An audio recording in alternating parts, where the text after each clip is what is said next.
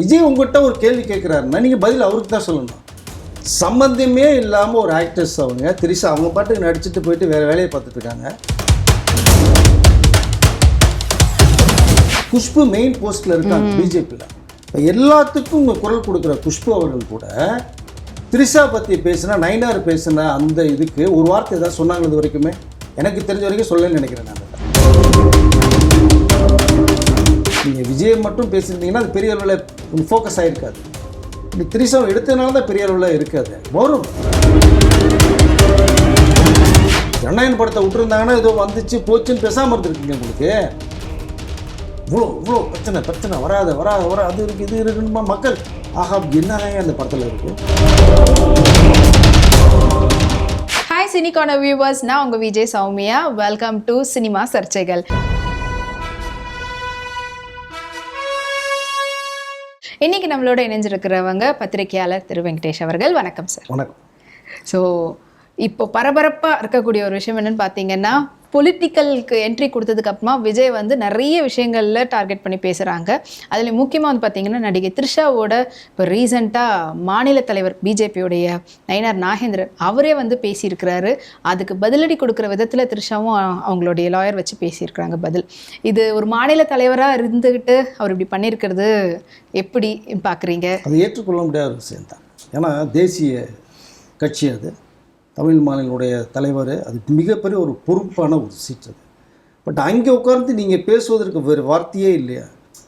விஜய் சேலத்தில் பேசுகிறதுக்கு நீங்கள் வந்து எடுத்துக்காட்டாக சொல்கிறது ஒரு என்ன சொல்கிறதுனா ரொம்ப கீழே இறங்கி பேசுனது மாதிரியான ஒரு வார்த்தையாக தான் நான் நினைக்கிறேன்.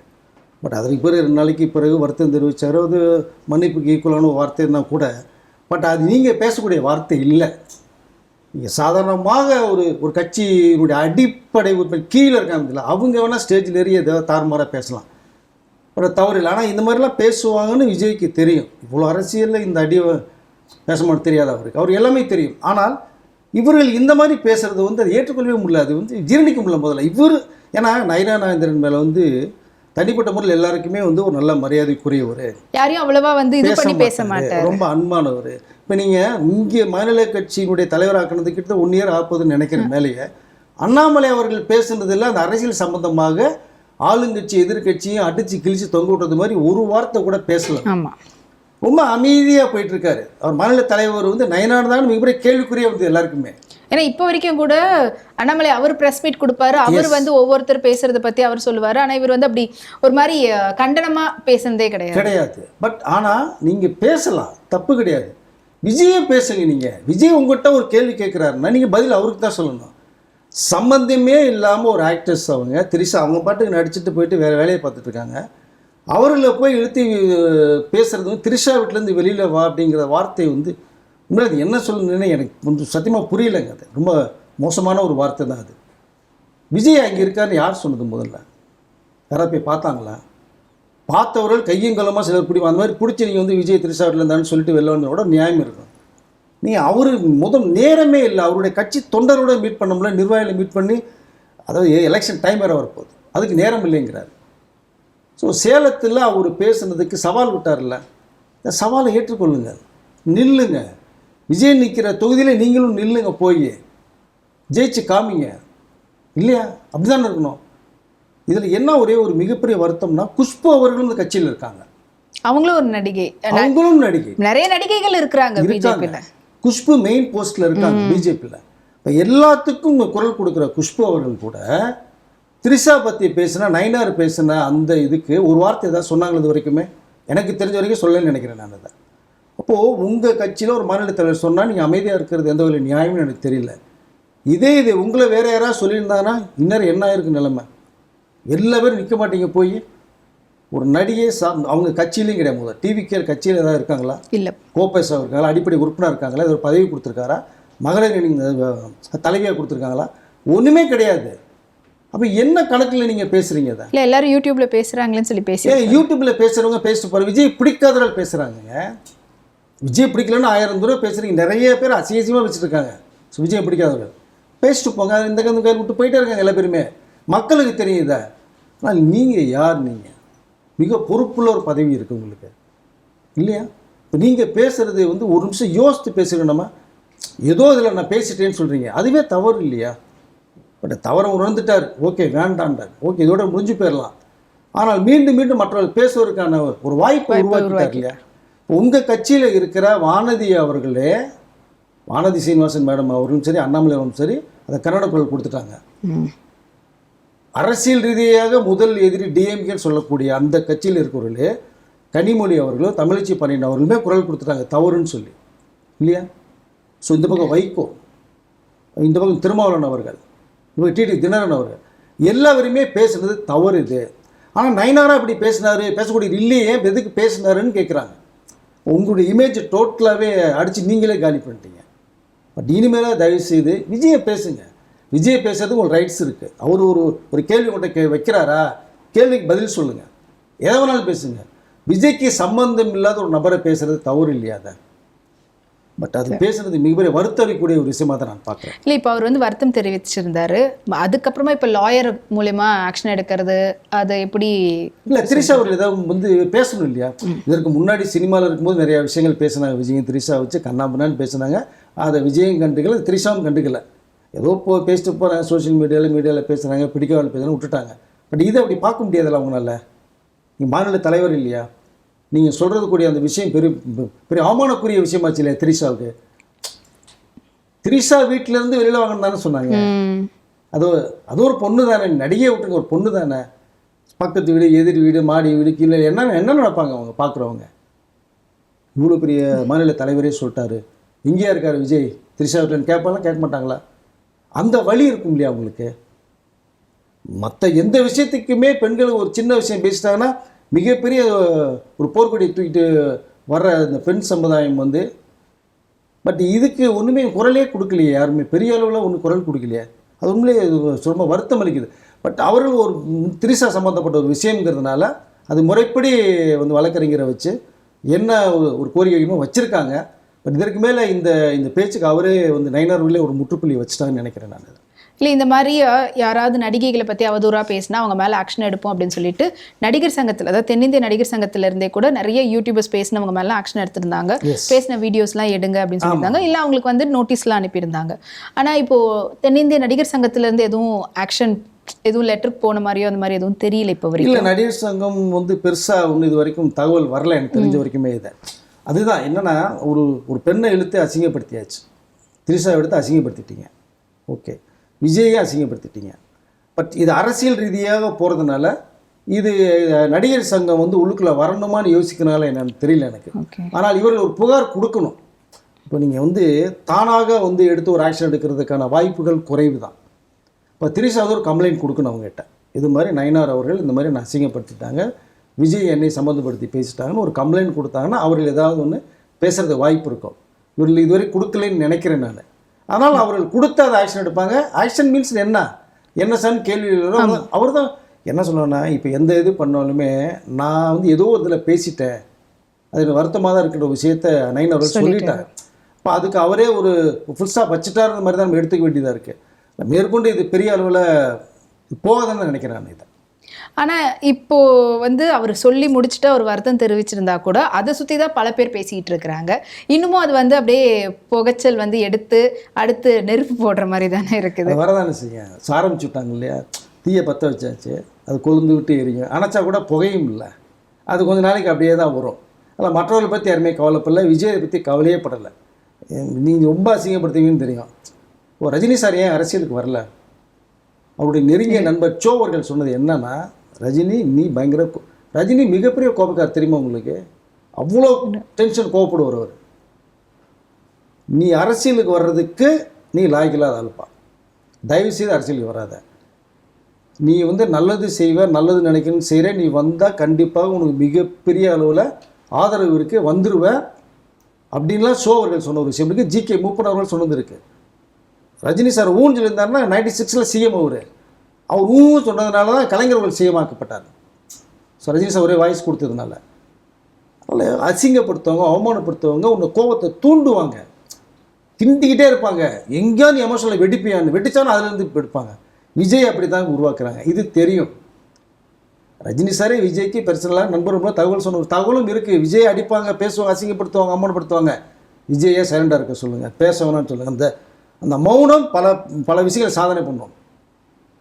பேசினார்னா சிக்கல் உருவாகும். பேச வேணாம்னு சொன்ன ஒரு விஷயம் இருக்குது ரஜினி சார். விஜய் சார் பேசலை, பர்சனலாக அட்வைஸ் கொடுத்தாரு. விஜய் சார் எதுவும் பேசலை, சேலத்தில் பேசினார். பேசுனது தானே நீங்கள் வந்து அவருக்கு பதில் சொல்லாமல் திரிசா இழுத்தீங்க. ஒன்றும் இல்லை, வேலூரில் பேச போகிறார். இப்போ இந்த பிரச்சனை நடக்குது, வேலூரில் ஒரு ஸ்டேட்மெண்ட் கொடுப்பார். அப்போ நீங்கள் பாருங்கள், அதுக்கு பதில் என்ன சொல்ல போகிறான்னு தெரியல. நீங்கள் மற்றவர்கள் ஆரம்பித்த கட்சியில் இன்றைக்கி மஞ்சள் ஒழிச்சிட்ருக்கீங்கன்னு சொல்கிறார். சரியா?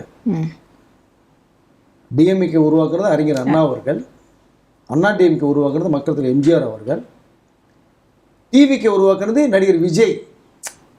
இப்போ நான் கஷ்டப்பட்டு வந்து நான் உருவாக்கிட்டு இருக்கேன். மக்கள்கிட்ட போய் என்னுடைய வாய்ஸை நான் கொடுக்குறேன், மக்கள் செல்வாக்கை நான் காமிச்சிட்ருக்கேன். நீங்கள் அந்த மாதிரி இருந்துட்டு வாங்கங்கிற மாதிரி சொல்கிறார். புதுசாக ஆரம்பிச்சுட்டு வந்து பாருங்கள், எனக்கு வர்ற வாய்ஸ் உங்களுக்கு வர வாய்ஸ் பாருங்கன்னு தான் சொல்கிறாரு. அதுக்கு ஒரு பதிலை சொல்லணும் நம்ம, அதுதான் முறை. ஏங்க உங்களை ஒருத்தன் அடித்தானா நீங்கள் திரும்பி அவனை தாங்க அடிக்கணும். பக்கத்தில் கொண்டு போய் அடிப்பீங்களா நீங்கள் சம்மந்தம் இல்லாமல்? கூட நிற்கிறாங்க அப்படின்ற அவன் என்ன பாவம்னா இது அந்த மாதிரி கதையாக இருக்குது. ஸோ அதனால் விஜயோடைய வாய்ஸை காமிச்சிட்டாரு. இப்போ ஸ்டேட்மெண்ட்டும் கொடுத்துட்டாரு மக்கள்கிட்ட ஓப்பனாக பேசிட்டாரு. எனக்கு ஒரு வாய்ப்பு கொடுங்க, தமிழகத்தை பெரிய ஒரு மாற்றத்தை உருவாக்குறேன், ஊரில் மேக்ஸ் ஒழிக்கிறது நான் பாடுபடுறேன் அப்படிங்கிறத அவர் ப்ராமிஸ் பண்ணியிருக்காரு. இப்போ மக்கள் அவங்க தீர்ப்பு என்னன்னு நமக்கு யாருக்குமே தெரியாது. இப்போ இருக்கிறவர்களே உட்கார வைப்பாங்களா, புதுசாக விஜய் உட்கார வைப்பாங்களா, வேறு யாரும் உட்கார வைப்பாங்கன்னு தெரியாது. மக்கள் முடிவு தான். பட் ஒரு வாய்ப்பை எதிர்பார்த்து ஓப்பனாக ஒரு ஸ்டேட்மெண்ட்டும் கொடுத்துட்டாங்க. இல்லை விஜய் பேசுனா விஜய்க்கு மட்டும் நீங்கள் பேசுங்கன்னு சொல்ல வரேன். ஆனால் இப்போது விஜய் அவர்களை தாண்டி கூட இருக்கிறவங்கள தான் நிறைய பேர் நிறைய விஷயத்தில் வந்துட்டு அவரை வம்புக்கு இழுத்து சொல்கிறது. அது மைண்டில் நிறைய ஏறிட்டதுனால தான் நயனார் வந்து எடுத்திருப்பாரோ. ஏன்னா நயனார் சும்மாவே சொல்லணுன்ற அவசியம் இல்லையே. யார் சொன்னால் என்னங்க, நயனார் வந்து எவ்வளோ அனுபவஸ்தர், அரசியல் எத்தனை வருடங்கள் இருந்தவர், அமைச்சராக இருந்தவர் இல்லையா? அவரை பார்த்தாலே சாஃப்ட் கார்னர் தான் அவருடைய ஃபேஸே பார்த்தீங்கன்னா. பட் யார் சொன்னாலுமே பேசுறதுக்கு முன்னாடி நம்ம யோசிக்கணும் இல்லையா? ஸோ நமக்கு தெரியும்ல, இது பேசுனா பிரச்சனை ஆகுமா ஆகாதா, மூணாவது ஒரு பொண்ணை இழுக்கிறமே அப்படிங்கிற அந்த ஒரு விஷயம் ஒன்று இருக்கு இல்லையா? இன்னும் அப்டேட் ஆகாத பொலிட்டீஷியனாக இருக்கிறார். ஐ மீன் இப்போ இந்த சோஷியல் மீடியா வேர்ஷனில் இருக்கக்கூடிய பாலிடிக்ஸ்க்கு அப்டேட் ஆகலையோ அவர் இன்னும்? யார்? நயனார். இல்லை அப்படி சொல்ல முடியாதுங்க. அவருக்கு வந்து இப்போ கரண்ட்டில் சோஷியல் மீடியா சமூக வலைத்தளங்கள்லாம் ஒரு அப்டேட் ஆகலைங்கிற விஷயத்தை நம்ம எடுத்துக்க முடியாது. ஏன்னா அவருடைய அப்படின்றது சொல்கிறேன். இல்லை போகும் தெரியும், தெரியாமல் எப்படி இருக்கும் உங்களுக்கு? நீங்கள் விஜய் மட்டும் பேசியிருந்தீங்கன்னா அது பெரிய அளவில் ஃபோக்கஸ் ஆகிருக்காது. இப்படி திரிசாவை எடுத்ததுனால தான் பெரிய அளவில் இருக்காது வரும். ஏன்னா திரிசா சம்மந்தப்படாத ஒரு ஆள் இழுத்தீங்கன்னா அவருக்கு நிறைய கேள்விகள் வரும்னு தெரியுமில்ல. அதனால் உங்கள் கட்சியிலே 2 பேர் வந்து குரல் கொடுத்துட்டாங்க. டிஎம்க்கு எதிரின்னு சொல்லக்கூடிய இந்த கனிமொழி அவர்கள் கூட குரல் கொடுத்துட்டாங்கல்ல. ஆமாம். அப்போ இந்த கட்சிக்கு அப்பாற்பட்டு தானே பார்க்குறாங்க. திரிசா ஒரு பொண்ணாக தானே பார்க்குறாங்க, கனிமொழி அவர்கள் அதான் பார்க்குறாங்க இல்லையா? ஸோ தமிழச்சி பாண்டியன் அவர்கள் தானே பார்க்குறாங்க. இங்கே விஜயை பார்க்கல அவங்க. ஆமாம். டிவிக்கே டிஎம்கேயும் தான் 2 பேருன்றீங்க. நாங்கள் 2 பேரும் மோதிக்கிறோம், பார்த்துக்கிறோம். அவர்கள் கூட எதுவுமே பேசலையேங்க.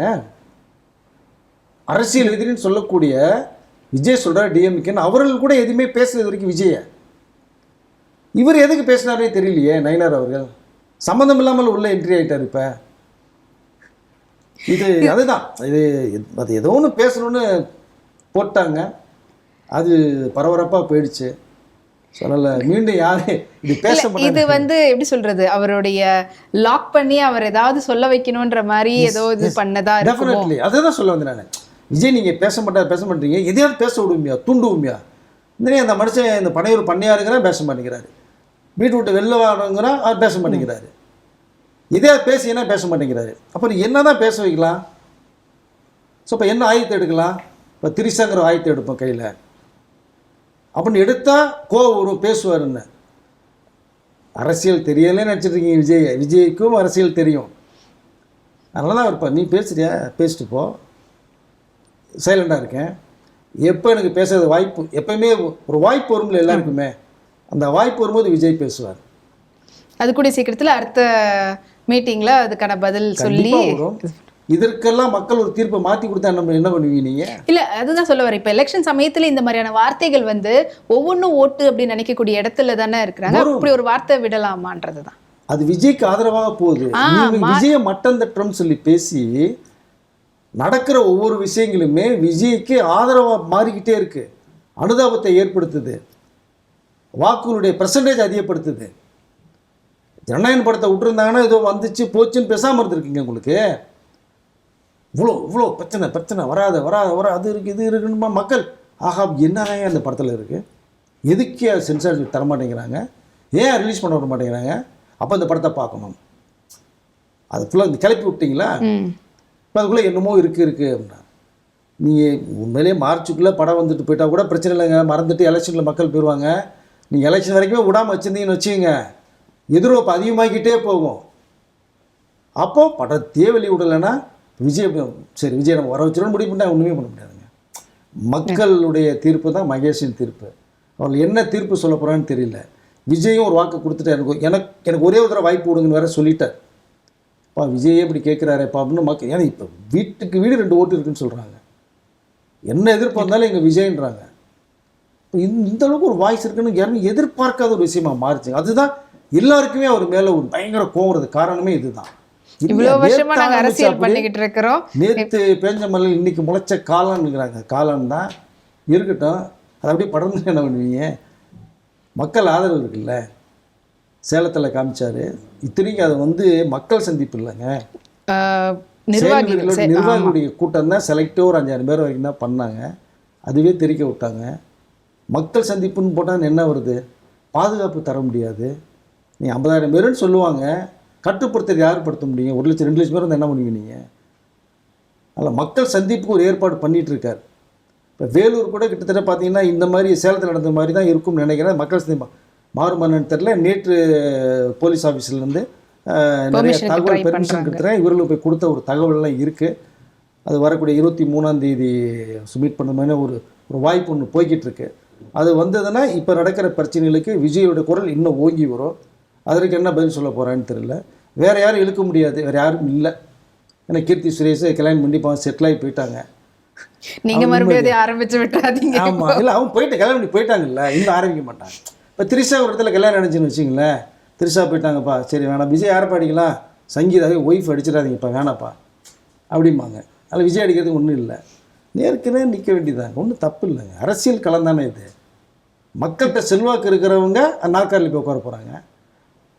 ஒருவேளை இந்த 26ல் மக்கள் வந்து என்ன உட்கார வைக்கலன்னா கூட அவர்களுக்கு நான் போராடுவேன், களத்தில் இறங்குவேன். அடுத்த முறை 2031 சந்திக்கிறேன் மக்களை நான் மீண்டும். அது வரைக்கும் என்னுடைய போராட்டம் தொடரும். அதாவது இந்த சினிமா துறைக்கு ஒரு முடிவு கட்டிட்டார், வர மாட்டேன்னு தெளிவாக சொல்லிட்டார். விஜய் கதை கேட்குறான், அடுத்து 2 படம் பண்ண போகிறான், 3 படம் பண்ணலாம் பேசிகிட்டு இருக்காங்க. எல்லாத்துக்கும் ஒரு முற்றுப்புள்ளி வைக்கிறேன். சினிமாவுடைய கேரியரில் இந்த லாஸ்ட் படம் ஜனநாயகன். அதை முடித்து மூட்டை கட்டி தூக்கி போட்டாச்சு. இனியோட அரசியல் பயணம் தான், மக்கள் சந்திப்பு தான். இந்த தமிழ்நாட்டுக்காக நான் எதையும் செய்ய தயாராக இருக்கேன். களத்தில் இறங்கியாச்சு, இறங்கி போடுறதா முடிவு இல்லை அப்படின்றத இறங்கிட்டார்ல, பால் கையில் இருக்குல்ல, அடிச்சு போய் கோல் போட்டே இருப்போம். ஓகே, நயினார் நாகேந்திரன் வந்து எதிர்பார்க்காத ஒரு விஷயத்த சொல்லியிருந்தாரு. அது உங்களுடைய வேர்ஷனில் நீங்கள் நிறைய விஷயம் பகிர்ந்துக்கிட்டீங்க. அது மட்டும் இல்லாமல் விஜய் அவர்களுடைய அடுத்த மக்கள் சந்திப்புக்கான ஏற்பாடுகளும் வந்து நடந்துக்கிட்டு இருக்குது அப்படின்னு சொல்லியிருக்கிறீங்க. ஸோ இந்த விஷயம்லாம் வந்து மக்கள்கிட்ட போய் சேர்ந்துருக்கும். உண்மையாலே யாருக்கு ஆதரவு தரணுன்றது மக்களுக்கு தெரியும். ஸோ அதை வந்து அவங்களே முடிவு பண்ணுவாங்க. இன்னும் கூடிய சீக்கிரத்தில் எலெக்ஷன் வரும்போது நம்மளுக்கு தெரிய போகுது. உங்களுடைய கருத்துக்களை பகிர்ந்துட்டதுக்கு ரொம்ப நன்றி சார். இன்னைக்கு நம்மளுடைய சினிமா சர்ச்சைகள் நிகழ்ச்சியில் நிறைய விஷயங்களை வந்து பேசி தெரிஞ்சுக்கிட்டோம். ஸோ நீங்களும் வந்து அடுத்தடுத்து வரக்கூடிய வீடியோக்களை பார்க்கணும்னா மறக்காமல் நம்மளுடைய சினி கார்னர் சேனலை சப்ஸ்கிரைப் பண்ணி தொடர்ந்து வரக்கூடிய வீடியோஸ்லாம் பார்த்து என்ஜாய் பண்ணுங்கள். Take care and bye.